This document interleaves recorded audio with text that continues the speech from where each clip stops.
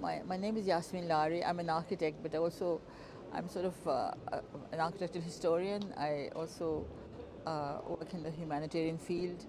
I am a conservationist, so I restore buildings, conserve buildings, and so yes, so many things rolled into one.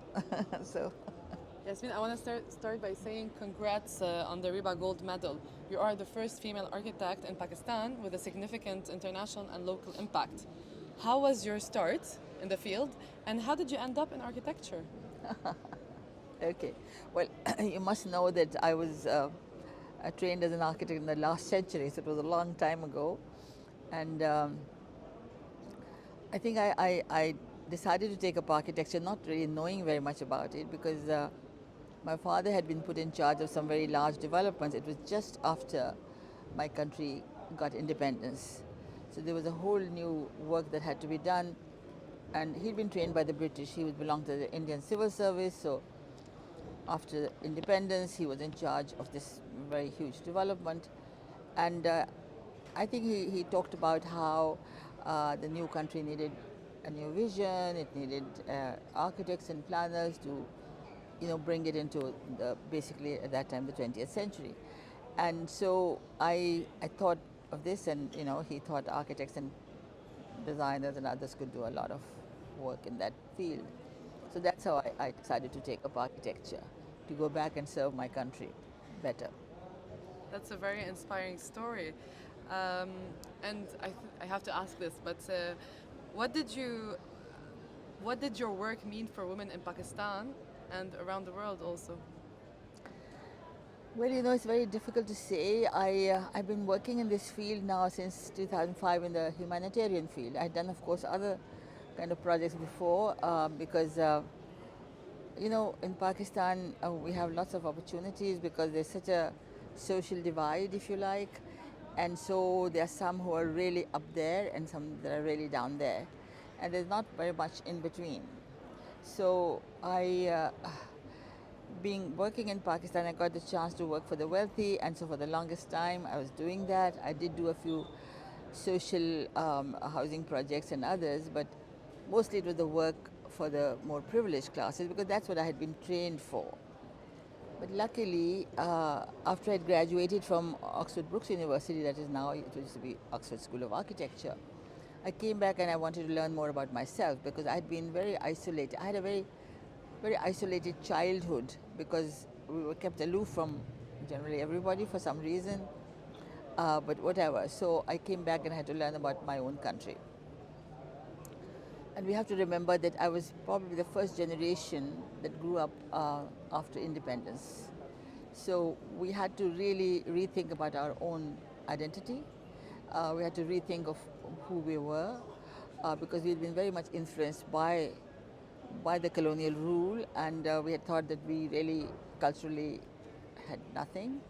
So it took some time to relearn and to understand my own situation, if you like, and who I was. And my old towns that I roamed around, they gave me a lot of how should I say, a lot of not only information but a lot of inspiration to be able to see what had been happening before and maybe something that we could do now as well. And so that was quite something, and I think in my early work it does reflect that probably most of the way through. And then I worked a lot in heritage. I had the chance because we have tremendous, really diverse heritage, but also the urban heritage consists most of the colonial period, just different from the walled cities, which are the traditional towns, but all the new centers were obviously influenced by or were built by the colonial rule or during that time. So all that heritage we have is extremely important for us, and I wanted to save it all somehow. And so I started to learn more about it and so on.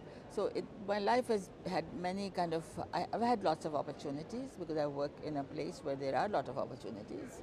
I decided that this was it for me because I'd been working with the corporate sector and I had tremendous chances. I did, a couple of the largest buildings at the time. I wouldn't like to own them today because they all, lot of concrete, lot of steel, lot of reflective glass and all the rest of it. But that time, it was the 1980s, it was a time of, I think, quite a lot of waste and extravagance. and you had everything from the world you could get. You could import everything. So I did do all that. But then in year 2000, I decided this was it for me. I felt that although my designs were I tried to be very innovative, but it was really more or less of the same kind. And so I thought, well, this is it now. Let me just change the track. So I retired. I wanted to write books actually. So, but then UNESCO invited me to become their national advisor. So I was in the Lahore Fort for 3 years actually. I stayed there. It was it was an amazing privilege. It was all mostly 17th century, but a lot of stuff there is also older. So so that I learned a lot there. I learned the use of lime, for instance, and which has come in really, really useful now in my work. And then came 2005, and we had this massive disaster of the earthquake. And I didn't know whether architects could do anything. I had no funding. I'd wrapped up my consultancy. I was now, kind of not really, and my base, had moved to Lahore. Not quite moved, but I used to be there very, very much. And so, but I went like everybody did, and there were so many people from all over the world that came to help out. And so that was a life-changing experience. I think for anybody who's been in a disaster, it certainly had a tremendous impact. And so for the first time I got to know my own country. It was a mountainous area, never climbed mountains. I was already in my 60s, I was quite old. But amazing thing about humanitarian work is that you're never alone. So although I may have started with nothing, with 500,000, which is literally rupees, which is not much at all, but soon so much help came in the form of so many volunteers, and young people from all over the world came to help, and so did my own people, the young students and young architects, and so I managed to do quite a bit, and then also help came in form of materials and funding as well, and so I started off and I felt that we could make a difference. I could do something to help out, and that was a revelation because never done anything like that before. But I think it worked, and so I'm still there because we just had so many disasters, either the flood or the earthquake. So I learned to see how I could design really strong and resilient structures which would withstand both these calamities.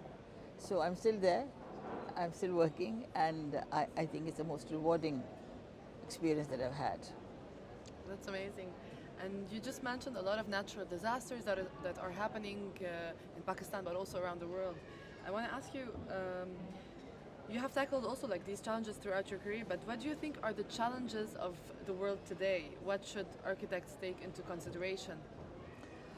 I feel a lot, to be really frank with you, that we have abdicated as a profession our responsibility towards the planet. That because we've been trained in a different manner, because we always wait for commissions and for people who can afford us. So we are not able to relate to all other issues that are there.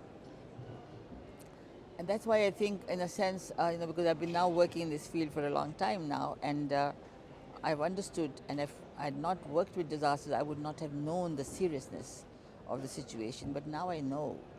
And so I've been lucky.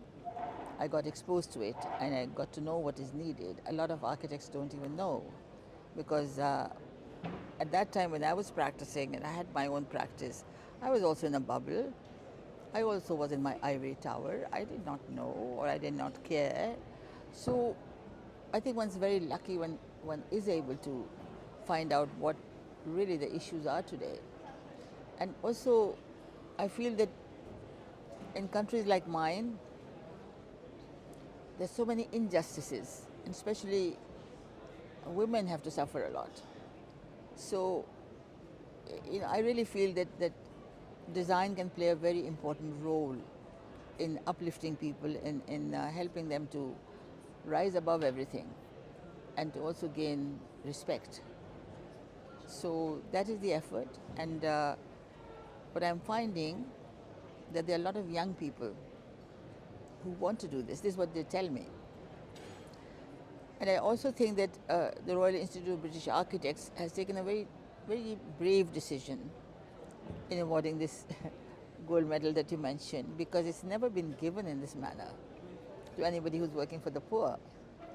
I mean, my work is not for the wealthy at all anymore. I don't design for them. My focus is the poor and the poverty, and how do I help them, and also how do I give agency through architecture to those who have no voice. And so I think that, it's just, I was quite struck and I was very surprised. And I said to them, I said, you'll be in trouble because how come you've done this? But ever since then, young people have approached me, so many of them, and women who say that, I mean, I cannot tell you the emotional feeling of this, with so much outpouring of sympathy, of empathy with me. So I think there are lots of people and lots of architects today who want to do similar things, because young people know the world has changed. They know that with climate change, with all the emissions, with what's happening with our urban environment, and they want to bring about a change. So I think my duty now, because I'm not in for any other, either a commission or getting anything out of it, I think my duty is to the younger generation to try to find out how they can practice if they want to go in a divergent field, not the same kind of thing. Because the profession is not really supportive yet, but I think it will become. And I think the senior architects have to play a role. I think universities have to play a role. I think all the institutes, we are here in this amazing place. And I think just by focusing on the SDGs, by bringing this to the table for architects who've never really been bothered about whether SDGs are their problem, are now thinking. And there have been so many very good presentations, because I think the way the ones who've been invited are the ones who have a kind of a commitment to a cause. It's no longer about yourself. That I think is a great shift. So there's a huge kind of feeling of camaraderie. There's another feeling, I mean, I've been to many conferences where it's all about egos. And this is very different. So this is such a wonderful thing. And so organizers have to be really congratulated. Couldn't have been easy to do this. Yasmeen, my last question, because you just talked about like the younger generation. I want to ask you, what are your advices for the future generation that want to pursue architecture? Like, how would you direct them? Well, I think first of all, I feel you need really the best designers to be there in the field for the poor, not the ones who, I mean, the feeling is if they are poor, give them anything. Well, that's not fair. I think when you have restricted resources, then you really should be the best designer that focus on them, because then you can really help. And so I would like the best ones in the field who graduate to be there. And I miss them because I don't see them there right now. But I can also understand that there are no avenues for them. So all the aid-giving agencies, the UN system, INGOs, there's so many people working in, for instance, humanitarian field. They need to say, yes, we will employ more good designers to come and work with us. We need to get them paid. Why should they do it for free? Why should they be doing pro bono work? This is proper professional work. I mean, I do pro bono work, but I need to do it now. But when you're young, starting off in the profession, of course you need all that. And this whole work should become mainstream. Should not be on the sidelines. And I think my generation and the younger ones and universities and institutes, they now have they have a responsibility to see how we can find support for these young practitioners who should start with a different way of practicing. Not wait for commissions, but have a system of their being able to run an office, which would mean that they can work in communities, they can work in urban design, they can work in the humanitarian field, and create a more humanistic world. That's what's needed. Thank you, Yasmeen. You're welcome.